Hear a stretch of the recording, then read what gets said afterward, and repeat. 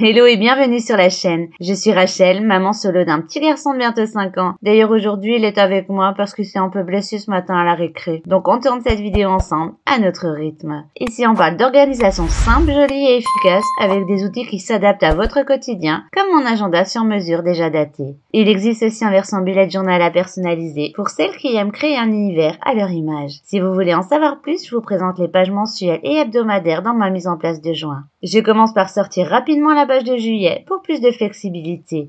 Je gomme ensuite les vacances scolaires que j'avais colorées temporairement juste pour y penser quand je prends mes rendez-vous. Puis je sors mes pastels tendres pour créer un fond comme ceux que je faisais quand j'étais enfant. Dites-moi en commentaire si vous aussi vous faisiez des fonds avec des crayons de couleur et du papier buvard. J'adorais ça. Et j'ai l'impression que cette technique a complètement disparu, même à l'école. Ici, je vous montre une version plus rapide, très simple et qui a l'avantage de pouvoir être gommée si on dépasse. J'adore le rendu et pour ceux qui me suivent, vous savez que je m'en lasse pas. J'ai choisi les couleurs des pastels en fonction des images que j'avais imprimées à l'avance. Je voulais utiliser un reste de stickers flamant rose, mais impossible de remettre la main dessus. Alors j'ai imprimé des images via Adobe Stock. Ce n'est pas du tout un placement de produit, mais j'utilise cette banque d'images libres de droit quand j'en ai besoin pour mon travail. N'hésitez pas à vous abonner si vous cherchez de la motivation ou des idées d'organisation. Pour l'instant, mon grand ménage est en format court sur mes réseaux, mais je vous ai préparé une playlist dédiée pour mieux les retrouver.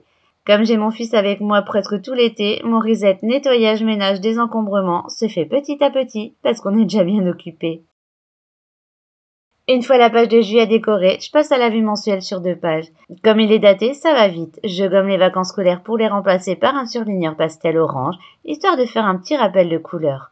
J'ajoute ensuite la page organisation avec les objectifs du mois, les impératifs et une to-do list que je relie avec un masking tape flamant rose un peu plus épais. Ça me permet de décorer rapidement les 2 pages sans les surcharger. Je découpe pour séparer les pages et voilà. Je perfore les feuilles avec ma perforeuse professionnelle, mais vous pouvez tout à fait utiliser une perforatrice un trou qu'on trouve en magasin de loisirs créatifs ou en grande surface. Je ne touche pas à la page de notes pour me laisser un peu de place libre. Et c'est fini.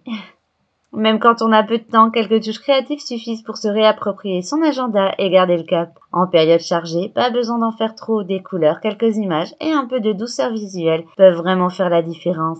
Merci d'avoir regardé jusqu'ici. Si ce type de contenu vous plaît, pensez à liker, à vous abonner, à partager et dites-moi en commentaire comment vous organisez votre été avec les enfants à la maison. À très bientôt pour une nouvelle vidéo et bon courage à toutes les mamans et les papas qui jonglent comme ils peuvent.